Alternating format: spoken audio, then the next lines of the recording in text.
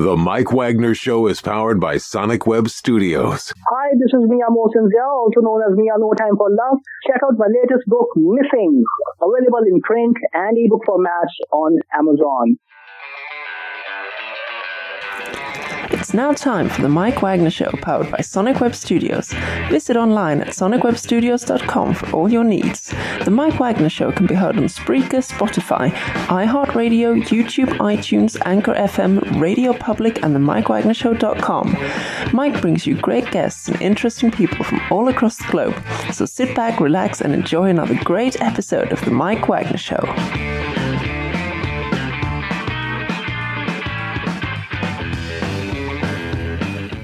Hey everybody, it's Mike from the Mike Wagner Show, powered by Sonic Web Studios. Visit online at sonicwebstudios.com for all your needs. Looking at a professional website without breaking your budget, Sonic Web Studios is the answer. Sonic Web Studios offers fast, affordable custom web designs that blow the competition away.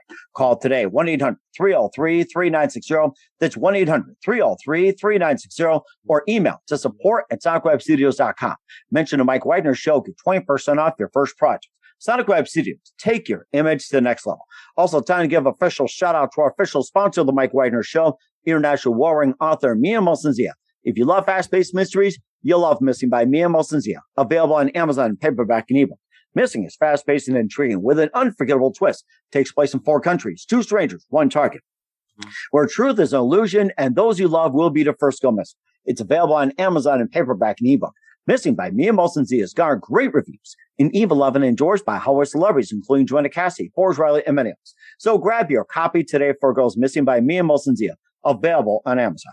Also, check out the Mike Wagner Show at themikewagnershow.com on over 30 podcast platforms, including Facebook, SoundCloud, Spreaker, Spotify, and iHeartRadio. Also, Anchor FM, iTunes, Google Play, Amazon, Audible, Apple Music, and more. Take the Mike Wagner Show with you on any mobile device. Subscribe to the Mike Wagner Show on the YouTube channel. Follow the Mike Wagner Show on Instagram and Twitter today. And for great gift ideas, go to Amazon.com and check out the Mike Wagner Show podcast.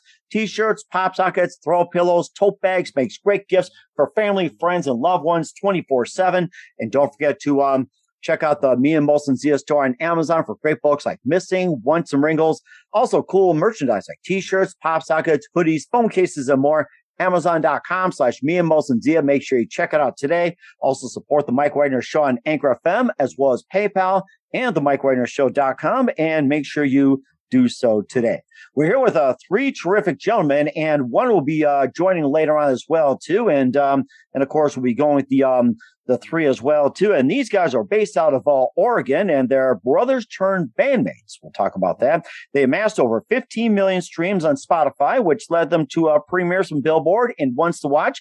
And they were named one of KCRW's artists to know, and feature on Amazon's The Next New Artist Program. And the music has been featured on God-Friended-Me, queensugar, and also Pretty Little Liars, and more. And we'll be talking about their latest release called Anger and Grace, also off the album Loveis, and also had some previous music as well too. And we'll talk about that. And live, ladies and gentlemen, from their plush studios somewhere in Portland, Oregon, we have the Wurgler brothers. We got Jordan, we got David, we got Eric, and I guess Scott is somewhere, and jordanroach is going to be with us as well too. I guess we'll call him a brother. Ladies and gentlemen, the very multi-talented quartet, My Brothers and I. Guys, good morning, good afternoon, good evening. Thanks for joining us today. Morning. Good afternoon, I guess. Yeah. Eric, thanks for joining us today. You can speak, Eric. It's okay. That was the best intro ever. That was great. I was just admiring everything that you're juggling so many things and you're hitting all the points. It was great. That's awesome. Oh, thank you. I appreciate it. We might need to hire you in the future for other things that we're doing. Hey, you know where to reach me, okay? I mean, this is my information right here. I love that. If you have to order these right here, it's got my information. You know, like you say, sleep on, or like say you got some loved ones, take them shopping with you and just tell them about it. I mean, all kinds of great stuff. So, oh my gosh. Yeah, it's great. It's what brothers are about too. And of course, speaking of brothers, you guys are based out of Oregon, brothers-turned-bandmates. And of course, you got Eric and David. And of course, Jordan, you're also an adopted brother as well too. And like we said, Scott's going to be joining us later on as well. Yeah, you guys also formed in a big way. You amassed over 15 million streams on Spotify, and you also named one of KCRW's artists to know. You got some music featured on some movies, soundtracks, and more. You also got a new song, Anger and Grace, also an album release. We'll talk about those. And before we get into the new song and some of your works, guys, tell us how you all first got started. Jordan, you take it first. Go ahead, pick one. Well, or do I have to choose? Eeny, meeny, miny, moe. What have you go? You need to say, Mike, you need to tell us how we started. So Scott, the drummer, and I are the same age, and we picked up instruments at about the same time. I want to say maybe 6th grade. So that was a long time ago. And then we started playing in bands.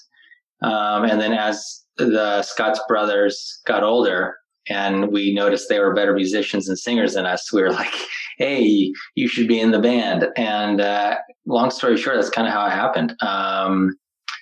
Yeah, David, Eric, any input? That's pretty spot on. Yeah. I mean, like for me growing up, especially, I'm the youngest. So I was, like Jordan said, basically they were all in bands growing up, and I was just in high school doing choir and doing stuff like that and singing. And I just always was looking up to them, going to their shows all the time, their local shows. And then eventually I think it might've been my senior year, right after my senior year in high school. Scott always tells this part of the story, but we had like a jazz choir in high school, and we had a solo night at the end of every year. So at my senior year solo night, Scott came to the show, and obviously he's my brother, but he hadn't really heard me sing a solo like that before. And so he heard me sing that solo night, and then just was like, wow, this is it. Like, we need to do a band with all the bros, and I'd be the lead singer. So it was fun. Huh. Interesting. And Eric, go ahead. You can throw your input in. Yeah. I mean, my reason for wanting to be in a band with them is they told me I couldn't. And that really irritates me. We did? Yeah. I don't think I remember that. Yeah, you did. Because they were going into bars and stuff. And I was maybe 15 at the time when I, was interested in being in a band with them. And they're like, technically, you can't do that in Oregon. So it's not really a thing. So that really got my goat. And I just tried to really practice and get better to the point where they were like, well, let's ask the next concert if they'll allow you to come in. And then we were allowed to get some sort of system in place where they could mark your hands and make sure that nobody serves you a drink. And you have to wait outside in the car until it's your time to play. And then they bring you in 2 minutes before you start, like all that stuff that you deal with. But that was a long time ago. But ever since then, we've been playing. That wasn't my brothers and I back then. But as soon as David got involved, we got way more into songwriting as a group, collaborating as a group, reaching out to producers and mixing artists. Like, we kind of learned the business, at least I did, once we all kind of joined forces. But since then, it's been great. So no major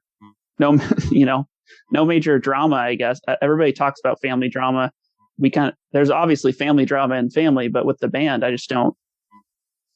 we just don't have that. Mm-hmm. And I think that's really good too. And of course, the early exchange, I thought you're typical brothers fighting as well too. Although some of us didn't grow up as brothers, but growing up as friends, having brothers as well too. So let's talk about how you guys got started musically. So Jordan, let's go ahead and talk about how you got started musically. Musically, I think probably from my dad. Used to have a guitar lying around, and they had old records. My folks did. And so I'd pick up those records. I think I probably remember my dad playing, like Led Zeppelin on the guitar. And I was like, wow, that's fun. I like that. I want to do that. And then also I had an older brother who was into music. And you know how at school you pick up from your friends and stuff. And so he was listening to music. And so the earlier music, the music that I got onto first was like grunge and like, Foo Fighters, Nirvana, Soundgarden. And then in high school, as Eric said, or David did, we were in jazz choir, and that was a big spark where I just became studying jazz guitar. So like jazz and grunge were kind of the two main things, jazz, grunge, and the Beatles. So jazz grunge, I like that. That's really good. Not jazz grunge, but I guess jazz grunge. I was kind of joking in a sense, so... But that could be a new genre, I guess. Maybe we'll start that. Yeah, there you go. And who are some of your favorite jazz artists? Since you were talking about that. Yeah, I love. Well, of course, 'tis the season. Vince Guaraldi, he's amazing. I like Wes Montgomery as far as guitarist, or Herbie Hancock, Herb Ellis.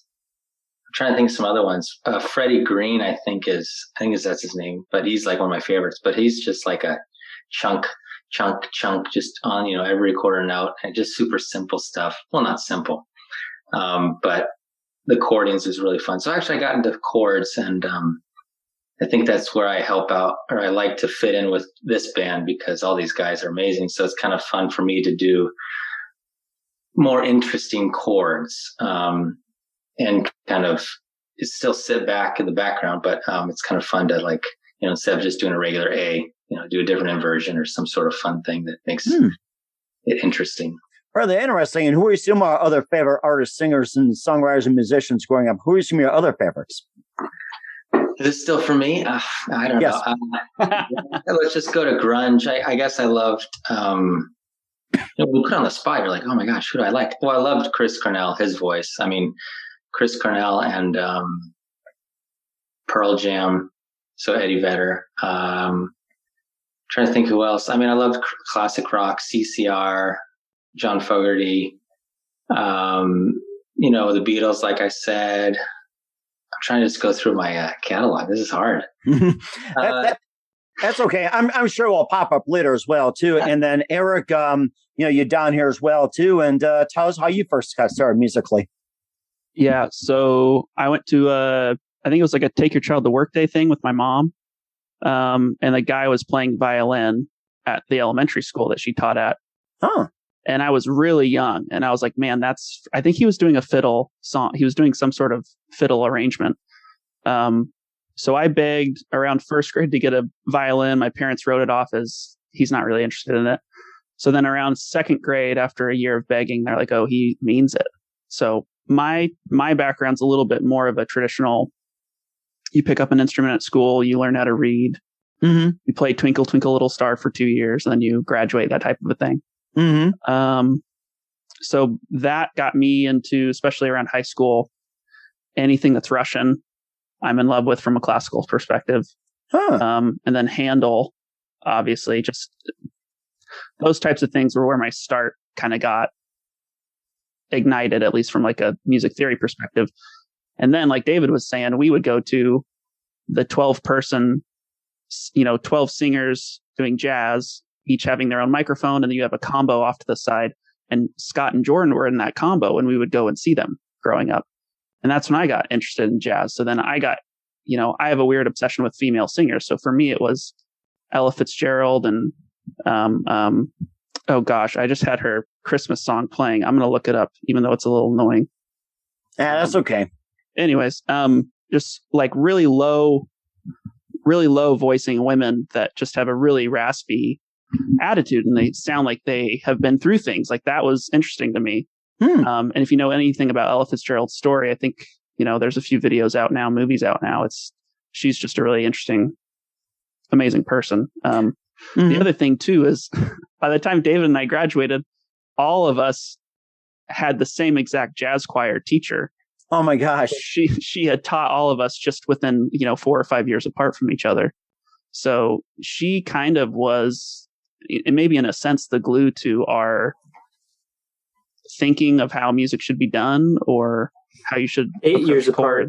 8 years apart. In my case.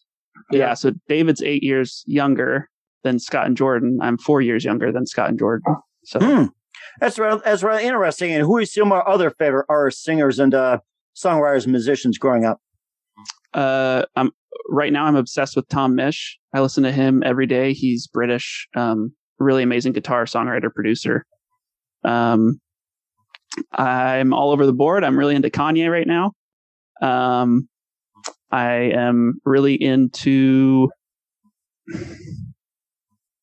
I listen to our music. I know that sounds weird, but, and it's not a plug, but there's actually songs that we've released that are, especially a lot of our ballads, they're good. And I like slow songs. I like anything that sounds sad. So if anybody has a sad song suggestion from your listenership, tell them to give me a shoot me a link. So we certainly will do so, although I can't think of any right now at this point. But Dave, let's go to you here. So, and you got your special guest, which may pop in from time to time, and yes. Tell us how you got started musically.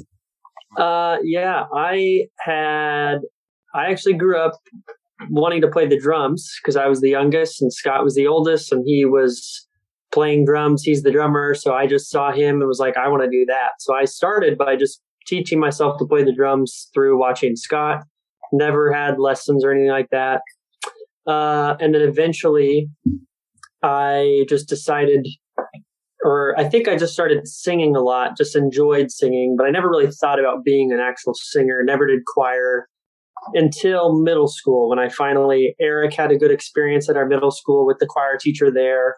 So I was like, you know what, I'll give it a try. And then I kind of fell in love with singing. And I guess pre-choir, we had the Michael Jackson best of DVD that was just all of his best music videos. Mm-hmm. And so I pretty much just listened. Like we had our crappy tiny DVD player in the ceiling of our minivan growing up. And so every car ride, no matter how long or short it was, I was watching the Michael Jackson music videos. So then I eventually decided to do choir, and then just started going through choir, went through that same jazz choir like the guys were saying, and really fell in love with jazz and found out I had a gift for vocal improv, scatting, which is something that, especially growing up, was rare. Like not many kids were scatting, or if they did, it ended up sounding like shooby dooby dooby. Mm-hmm. And so I think my teacher kind of saw that in me and really started to encourage me to pursue scatting and learn about it. And so that was something I did a lot. I, not to toot my own jazz horn, but I got National Jazz Vocalist of the Year, or Soloist, Jazz Soloist of the Year, at the Lionel Hampton Jazz Festival. So that was fun. So I think I really fell in love with jazz at that point. And then that was when Scott saw me singing, and then we were like, let's do a band. So that's from like my musical singing background. And congratulations winning on your award, by the way. Yeah, thank you. I still have the plaque in my childhood room. So, that's so amazing. You have to show it to us sometime. And, we're some of your other favorite artists, singers, and songwriters, and growing up, and especially jazz. Yes. So Michael Jackson, like I said, I remember one of the biggest albums that also had an impact on me was Songs About Jane by Maroon 5. Mm-hmm. That was one that really got me. Like that was the first album I have vivid memories like singing along to. And really starting to feel like I want to be a singer. So definitely Maroon 5, more so early Maroon 5. I love John Mayer. I love Ed Sheeran. I definitely, like, if you looked at my music listening right now, it is comparative to like a high school girl, probably. Like, I just love Ed Sheeran, John Mayer, Shawn Mendes, Justin Bieber. Like, I'm a sucker for just like modern day pop. But ironically, because I did look up to these guys, like Jordan said, I listened, and the first album I ever got as a birthday gift was Nirvana. And like, I just loved grunge growing up too, and Pearl Jam and Audio Slave and Soundgarden and like all these Rage Against the Machine. Just like, I listened to all this stuff. And then now I find myself listening to like the most pop of pop music. So it's kind of ironic. And then jazz, because doing the solo stuff, we always had to like pick a jazz song to do. And I always was looking through Ray Charles stuff, anything he did. I think the first one I did was Georgia by Ray Charles. That was my first solo. Man. I remember we grew up listening to, Grandma got us a Bobby McFerrin live DVD. Yeah. Oh, yes. Love Bobby McFerrin. Never heard of him in my life. And for some reason, it was him live with a microphone, just like pounding his chest and singing. That was, to me, like a door for improv from like a vocal perspective. Wow. So I remember growing up watching that, just being kind of amazed. Yep. Ooh. Yeah, I do love Bobby McFerrin. That's actually a huge inspiration because he's very just free. He's weird. Mm-hmm. And I remember listening to him too before the Don't Worry, Be Happy. It's like, listen to I Feel Good. He did a great James Brown version of it. It's just like, wow, that was something as well too. So yeah. Oh my gosh. Yeah. I mean, there's a lot of great stuff. We'll talk about your accolades and also having 15 million streams on Spotify and some of your previous music. We'll talk about that. But first, listen to The Mike Wagner Show at themikewagnershow.com, powered by Sonic Web Studios. Visit online at sonicwebstudios.com for all your needs. Look at a professional website without breaking your budget. Sonic Web Studios is the answer. Sonic Web Studios offers fast, affordable custom web designs that blow the competition away. Call today, 1-800-303-3960. It's 1-800-303-3960. Or email to support@sonicwebstudios.com. Mention the Mike Wagner Show. Get 20% off your first project. Sonic Web Studios. Take your image to the next level. Also, time to give official shout out to our official sponsor of the Mike Wagner Show, international warring author Mia Molson-Zia. If you love fast-paced mysteries, you'll love Missing by Mia Molson-Zia. Available on Amazon paperback and ebook. Missing is fast-paced and intriguing with an unforgettable twist. Takes place in 4 countries, 2 strangers, 1 target, where truth is illusion and those you love will be the first to go missing. It's available on Amazon and paperback and ebook. Missing by Mia Molson-Zia has garnered great reviews and even evidence endorsed by Howard celebrities, including Joanna Cassidy, Forrest Riley, and many others. So grab your copy today for it goes Missing by Mia Molson-Zia. Available on Amazon. Also, check out The Mike Wagner Show at themikewagnershow.com. Over 30 podcast platforms. Take us with you on any mobile device. Subscribe to The Mike Wagner Show on the YouTube channel. Follow us on Instagram and Twitter today. And for great gift ideas, go to Amazon.com and check out The Mike Wagner Show podcast. And for more great gift ideas, go to Amazon.com/Mia Molson-Zia for great books and also great merchandise. Amazon.com/Mia Molson-Zia. Also support us on Anchor FM as well as PayPal and themikewagnershow.com. Make sure you do so today. We're here with 3 amazing brothers, and one of them is scheduled to join us later as well, too. We have Eric, we have David Wurgler, and we got Jordan Roach, called My Brothers and I, here on the Mike Wagner Show. And before we talk about your latest single, Anger and Grace, and plus the album Loveis, you guys were named KCRW's Artists to Know and feature on Amazon's the next new artist program, and also amassed 15 million streams. And tell us about those accomplishments, especially being premiered on Billboard and the ones to watch. Yeah, I mean, those, I think sometimes with that stuff, it's such a weird feeling, to have, like when you're grinding through music, especially the earlier stages, and like, you'll have these kind of dry seasons, and then you'll have the seasons where things are happening. And I think it's always really surreal when something like that happens. Like when you hear, oh my gosh, like Billboard's going to run a story on you guys, and being able to like physically go to the Billboard, go to the internet on your phone and look it up and actually be able to scroll and see your faces on like the Billboard website. It's a very weird, surreal feeling, and exciting, obviously. Like we're just extremely grateful for that stuff. And we're hoping to just keep the train moving. That's for sure. Mm-hmm. And Eric and Jordan, your input on that? Yeah, I mean, I'm happy that you say those things out loud, because I think what a lot of artists run into is we forget where we've come from and where we're at.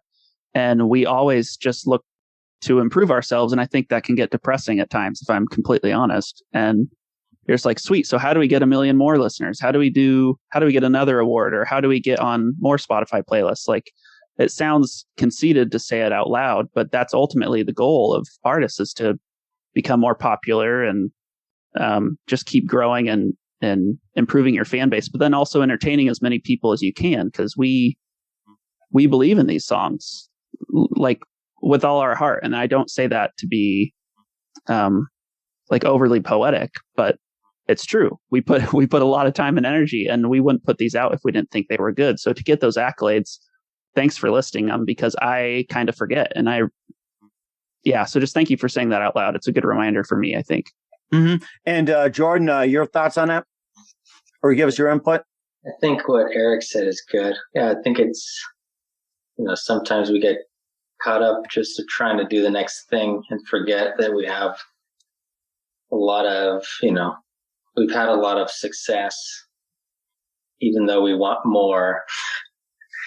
But it's good to remember what we've accomplished. Yeah. Sounds like a song idea. Is somebody writing this down? Or I'm sure one of you guys are writing down. Maybe Scott is writing down. I'm sure he's trying to still clock in at the same time as well, too. And you also had some great music out there. You had Don't Dream Alone, also Heartbeat, and also talk about your album Love Is, and tell us all about your music and the album.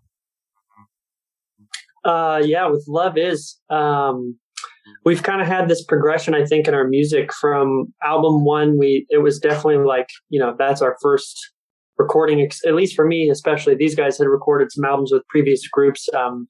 But first time in a studio, first time recording live vocal or, studio vocals like that. And I think,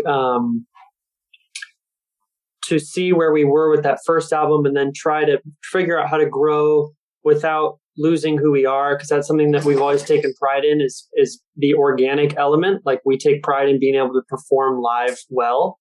And so you don't want to lose that in a studio, because you can, it's easy to lose that. If you just go all digital route, if you get rid of all live drums, if you get rid of all really live takes of anything, except for vocals, you can lose that kind of living, breathing element in a song.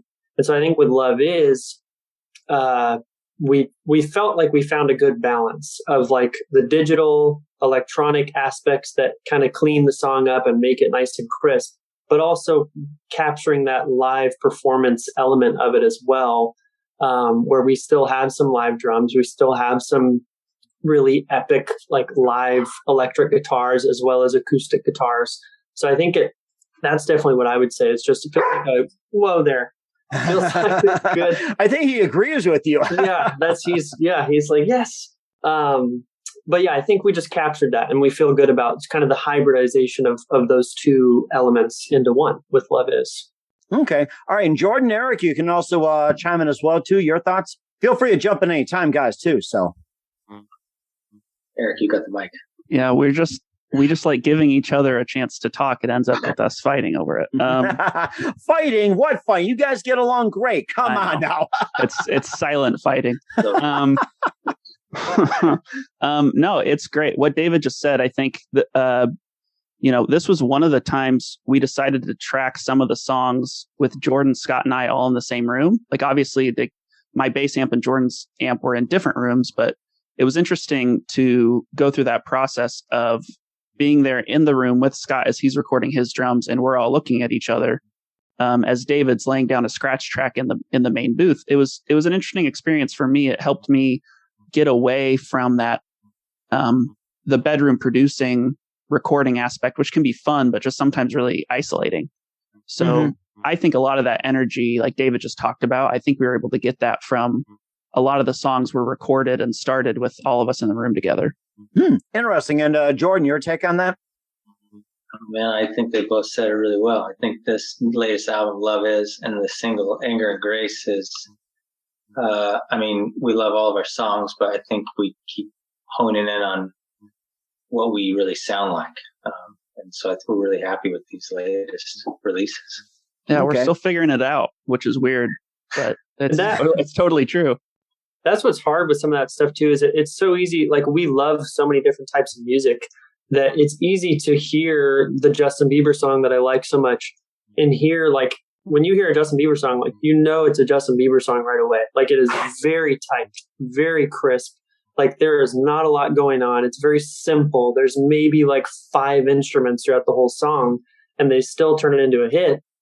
And I think trying to realize, like, those songs resonate with us so well, but then then being inspired by something like that, but also, like I said, not trying to just recreate it or copy it, because that's not who we are. Like, we're still a band. We're 4 live instruments. We like to play live, and like finding ways to create songs that we are inspired by, like songs like that, without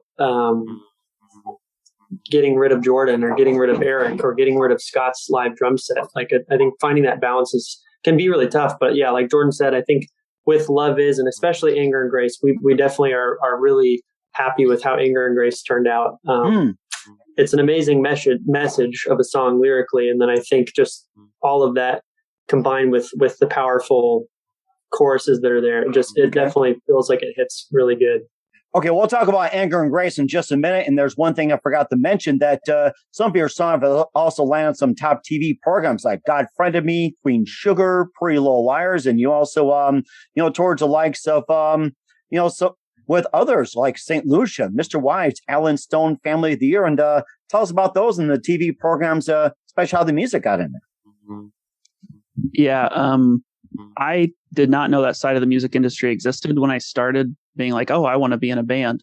So I found out about it because I'm an idiot, once somebody offered and they're like, hey guys, your first album was good. They want to use this one ballad in this show. We're like, cool. Can they do that? Like, that was my response. Are they allowed to do that? I don't know. They're like, yeah, they'll just pay us some money and some residuals after that, blah, blah, blah, a bunch of business stuff. But that ended up being a really good source of revenue, especially as a band starting out. That was our first album. That was really cool for us. And we get to share with our friends and family, hey, we don't waste our time when we're writing music. We're getting paid to be on, these TV shows. So it was kind of cool. And again, it was, shows I've never watched, but it was fun to watch them. And some shows in Canada also that picked it up. And wow. I don't know. It's interesting. And then I think there's some other things I can't talk about. There's a major TV show that wants to use one of our songs in one of their upcoming seasons. That's still from that first album. And that's what's so interesting about this type of business. And I don't know if any of your listeners are interested in this type of thing, but yeah, I think the album lives forever. Like anybody can use songs from our first album still in a current season. And what's fun about that is there's a lot of people in this world that haven't listened to our first album yet. And it's a good reminder for us to still make those songs available. So. That's really interesting. In fact, a lot of these are on Netflix and also on Hulu and all the streaming platforms. That's the beautiful thing about it. And I'm sure, Dave, Jordan, you guys agree as well, too. And it makes you want to, follow the show more. More shows, I should say. Yeah, I can tell everyone that when our song was on Pretty Little Liars, that was totally the first time I've ever watched Pretty Little Liars. Really?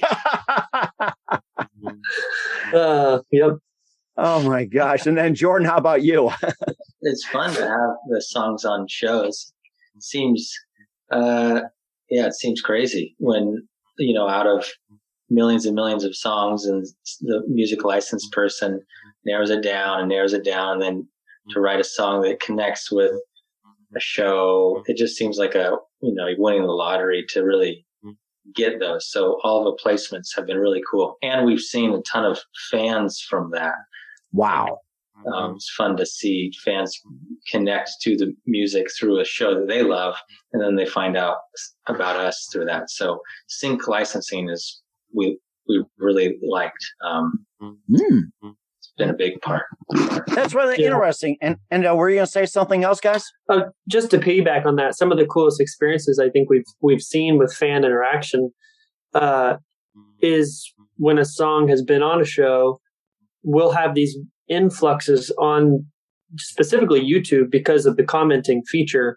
A lot of times people will run to YouTube, find the song, and then comment, God friended me, brought me here, or Pretty Little Liars brought me here. And then you see this random influx of 100 comments, 3 years after the song released. Wow. Because it finally was on a TV show. So fun stuff like that has happened. And it's been, those are just fun experiences to see.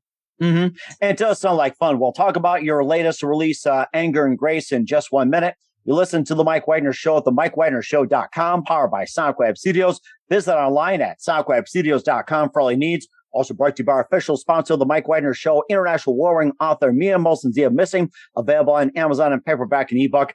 We'll be back with My Brothers and I with Anger and Grace after this time out. The Mike Wagner Show is powered by Sonic Web Studios. If you're looking to start or upgrade your online presence, visit www.sonicwebstudios.com for all of your online needs. Call 1-800-303-3960 or visit us online at www.sonicwebstudios.com to get started today. Mention The Mike Wagner Show and get 20% off your project. Sonic Web Studios. Take your image to the next level. Hey everybody, my name is Forbes Riley and I'm an American actress and a TV host, and I was delighted when I got my copy of Missing, which is Extraordinary Relation of Ordinary People based on a real life relationship. It's well written. It's amazing. It talks about a man who has lost his wife and his daughter, and it's very well done. I'm going to highly recommend that you go get your copy of Missing. It is a powerful, exciting read. Mr. Mian Moshe Zia. He is the author of Missing. And I want to give a big shout out and a kiss all the way halfway around the world to my dear friend. Check him out at Mia's website. It's called www.miamotionzea.com. Missing, available on Amazon. Again, I'm Forbes Riley, and I will see you again soon. Bye-bye. Hey, this is Ray Powers, and boy, are you in luck. Right place, right time. Tuned in to the Mike Wagner Show. You heard me. We're back with the amazing quartet of My Brothers and I, featuring the Wurgler brothers, David, Eric, and Scott, who's yet to join us. Also, Jordan Roach here on the Mike Wagner Show. And let's talk about your latest song, Anger and Grace, that's out right now. And tell us more about the song, Anger and Grace, and what inspired you guys to write it. I think first we should clarify that Scott's no longer in the band anymore after not showing up. So if anybody so you just fired him? We just fired him live on your show. And if anybody's a drummer, they can reach out to us on social media. We've also disowned him as a brother. Yes. The paperwork's going through the Oregon Department of Family, whatever it's called right now. Go ahead, David. Yes. But Anger and Grace. We need some more grace right now. That's for sure. But anyways, Anger and Grace, I think, it's in terms of this song, with songwriting in general, there's kind of two ways it happens, at least for me as a writer, which all of us are writers, by the way, for anyone listening, we definitely all collaborate on everything. But for me, it's either I'll have a melody that I'm like, ooh, this is a good melody. Or I'll have like a theme and I'm like, this lyrical theme needs something. Like I need to do this. So this lyrical theme definitely came first with Anger and Grace of just like, there's everything. I think it resonates right now with everything going on. There's a lot of division, especially in America, just so much anger for a lot of different reasons. And whether it's political or not. And I think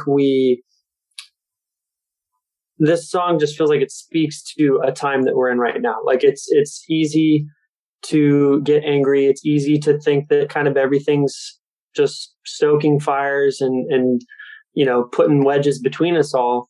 But man, how big of an impact could we have even just in our daily life? I think that's the thing too, is we have so much access to information now that I think it's kind of not a good thing at all the times, because then we see all the bad things going on in the world. And then you just feel like everything's piling on top of you and you can't do anything about it. Whereas if you could just focus on like your daily interactions with the people around you, with your family and friends, with your coworkers, whoever that is, and just have grace with the people around you, like that could have such a big impact and bigger than you realize. So I think that's kind of where the song came from lyrically. It was like this, like, I want this message out there. Like, yeah, we could just keep getting pissed at each other. Or what if we had grace, even just that first time? Like, what would that feel like to extend that to someone and then have them extend it back? And like how big of an impact that could have on people's hearts. And then from there, it was just about, what can we write to make this message feel like it's hitting you the right way and hitting you in a hard way. And I feel like we did it. I feel like this song, just with the contrast between these kind of sultry acoustic guitar verses, and then they're followed up by these really epic choruses that hit really hard. It definitely kind of takes you on like a roller coaster in a way that I think was what we were trying to achieve. So that is terrific. I love how you said that too about anger and grace and having all this going on, all these divisions and everything. And Jordan and Eric, feel free to chime in on the song Anger and Grace and your thoughts on it. Yeah. Everything David said, obviously. And that's what's cool is we don't really like to release something if we don't all believe it. And I think what David said is just spot on. From a musical perspective, it was fun for me to be a part of recording like one of those like epic alternative anthems that you would want to hear live. Like you almost hope you're in a stadium when you hear it. It's that, like, that's how the choruses feel to me. And it was really fun to be a part of that process because that's hard to capture a lot. Especially when you're not in a live setting. It's really hard to capture that energy and the epicness. So it was really fun for me, and for all of us, I think, to just witness elevating the music to match the message. That was a lot of fun for me. So I was just happy to be a part of it.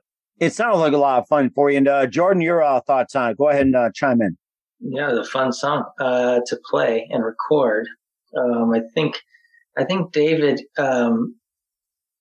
well, from time to time, David comes out with guitar parts, and you did both of these, I think, just in GarageBand or something. And so it's fun to play something that he wrote, who's not primarily a guitar player, but and I wouldn't necessarily think as a guitar player because I've been playing for so long, you're jaded, and you're like, oh, I don't want to do that. But then, so having like a different look on how to play a song on guitar is fun to play. So in that aspect, so all these guitar parts, for the most part, it's fun to play what David envisioned for the song to be and kind of make it come alive. It's definitely a fun song to play live. Also, it's a heavy hitter. Yeah. Okay, that sounds rather interesting. And what can we find all your music at, guys? Especially Anger and Grace. Yeah. Any streaming service that you can conjure up in your brain, where My Brothers and I, Spotify, Apple Music, YouTube, Tidal, Deezer, like all the ones. It's always hard to remember because I feel like there's more and more every day too. But yeah, all the streaming services, you can find us there, My Brothers and I.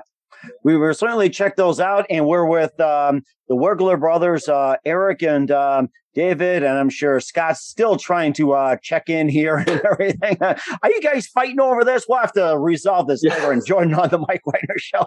Guys, a very big thank you for your time. We got a few minutes, by the way. And what can we expect from you guys in 2022 and beyond? So, Jordan, why don't you go ahead and start for once? 2022. I can't believe it's already 2022, man. I think definitely new music. Definitely I don't know if we mentioned this, but we're on our own without a label or manager. So we're excited to be more nimble as far as what we want to release, when we want to release it, who we want to work with. It's great having a team, but also I think after the years we've learned from our mistakes, and we're excited to do things kind of more on our own. So yeah, excited.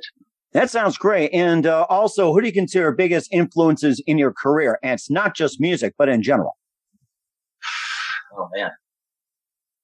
Eric, you can start this time. I mean, I'm the sappy one, so I'll say something sappy. Is that okay?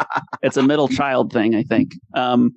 So for me, it's family. Like, it's people that aren't musicians. It's my mom that played clarinet probably for 2 years in high school, and she still has her clarinet. Like, there's things like that resonate with me, just for me to, take care of my instrument and realize that not a lot of people get to play music.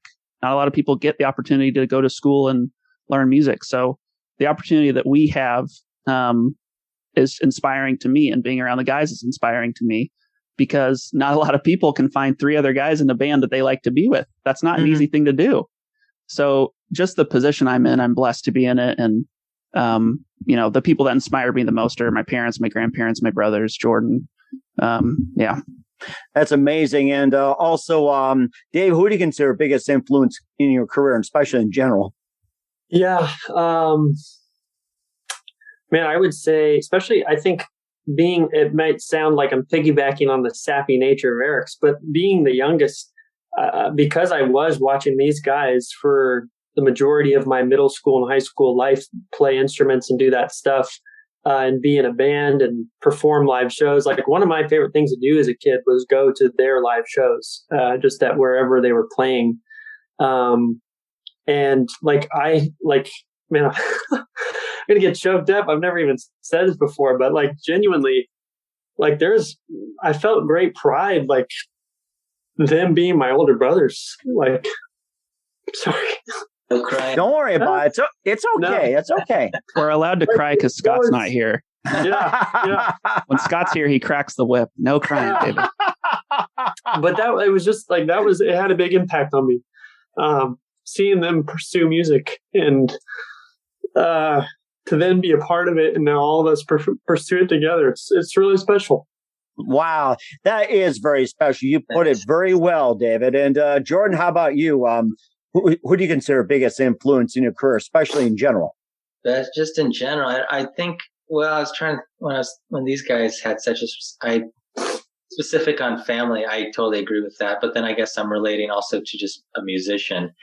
And so I'll relate us to like a band. And I was thinking of the Avery Brothers. I love the Avery Brothers. It's two brothers and then, other members of the band, but there's actually two brothers there. And they just seem to be such level-headed guys where it's not all about rock and roll and money and drugs. And it's like their family comes first and they're not going to sacrifice family and that for the music. It just kind of both comes at the same time. So, yeah. That's really interesting. And lastly, what's the best advice you guys can give anybody at this point? YouTube has everything. If you're looking to learn how do I record a guitar, how do I set the gain level on my audio interface, like anything, what's the best online course if I want to learn how to use Logic? Like, use YouTube. Don't make excuses for like, I need somebody to teach me, because all those people are on YouTube. It's not that the barrier of entry is so low. If you have an internet access or a smartphone, just go to YouTube and figure it out and have confidence in yourself. I love that. I'm about to make that my number one advice from now on. Always YouTube it. Thank you. You're my inspiration. That easy. That easy. All right. Let's see. Jordan, David, what's the best advice any of you guys can give? Take turns. Be nice. Yeah. No, I would say when Jordan was talking about the Avery Brothers, that reminded me of Alan Stone too. We got to play with Alan Stone. And he had a big impact on us. And I would say it's something that I saw in him that I would then tell people is just like kindness. Like we weren't even like the opening act. We were the opener for his opener, but we got to piggyback on a couple shows. And he didn't need to talk to us. He didn't need to show us any sort of whatever. He was the big dog selling out these shows, but he still gave us the time of day. Like he still talked to us before the show and took pictures with us. And we, like that had a huge impact. So I would say whether you're going into music or not, just having like everyone you meet, wherever you go, just be nice to people, like be kind, because that has an impact. And I'll never forget those experiences with Alan Stone. And for him to do that for the lowly, my brothers and I, that was opening for his opener, it was huge. So I would say that's a key for sure. That's very key as well, too. I like that. And Jordan, best advice you can give to anybody? I guess specifically relating to music and talking to a musician, I would say collaborate. So I get to collaborate with these guys and the brothers. And I would just say, if you're a writer, try not to hold your songs too closely. I mean, because they are your babies, but also with collaboration, the best things are done with other people because you can kind of hone and figure it out together. Mm-hmm. I think that's a very good point as well, too. You guys gave great advice as well. Once again, we're with Eric and David Wurgler, along with Jordan Roach of My Brothers and I here on the Mike Wagner Show. Guys, a very big thank you for your time. You've been absolutely fantastic. Looking forward to having you again soon. Make sure you keep us up to date. Keep in touch. Looking forward to having you on sometime next year. And before we go, tell us about your upcoming projects. What's your website? How do people contact you? Where can people purchase or check out your works? Yes, I would say, first of all, thanks for having us, Mike. We really appreciate it. It's been great. We really, really appreciate it. And I would just say our website, mybrothersandiband.com. And then that's probably like where you should go. Like that has the links right at the top of the page to our email if you want to reach out. We have a newsletter that you can sign up for if you're just wanting like updates from us about anything that's going on. And then we have links to our merch shop on there, which we have some new merch right now. And I think we even have some discounted prices for the holidays. So there's some sweet merch on there. Yeah. Is there another one? I think that was what you said, merch and store and email. Okay. I think that pretty much covers it too. We'll make sure everybody does that. Shop for the holidays. Once again, guys, a very big thank you for your time. You've been totally amazing. Looking forward to having you again soon. Just keep us up to date. Keep in touch. And we're looking forward to having you on sometime next year. You guys are totally amazing. We wish you all the best. You guys have a great future ahead of you. Thanks so much. Thank you, Mike. The Mike Wagner Show is powered by Sonic Web Studios. If you're looking to start or upgrade your online presence, visit www.sonicwebstudios.com for all of your online needs. Call 1-800-303-3960 or visit us online at www.sonicwebstudios.com to get started today. Mention the Mike Wagner Show and get 20% off your project. Sonic Web Studios. Take your image to the next level. Hey everybody, my name is Forbes Riley and I'm an American actress and a TV host, and I was delighted when I got my copy of Missing, which is Extraordinary Relation of Ordinary People based on a real life relationship. It's well written. It's amazing. You know, it talks about a man who has lost his wife and his daughter, and it's very well done. I'm going to highly recommend that you go get your copy of Missing. It is a powerful, exciting read. Mr. Mian Moshe Zia. He is the author of Missing. And I want to give a big shout out and a kiss all the way halfway around the world to my dear friend. Check him out at Mia's website. It's called www.miamoshenzea.com. Missing. Available on Amazon. Again, I'm Forbes Riley, and I will see you again soon. Bye-bye. Thanks for listening to The Mike Wagner Show, powered by Sonic Web Studios. Visit online at sonicwebstudios.com for all your needs. The Mike Wagner Show can be heard on Spreaker, Spotify, iHeartradio, iTunes, YouTube, Anchor FM, Radio Public, and themikewagnershow.com. Please support our program with your donations at themikewagnershow.com. Join us again next time for another great episode of The Mike Wagner Show.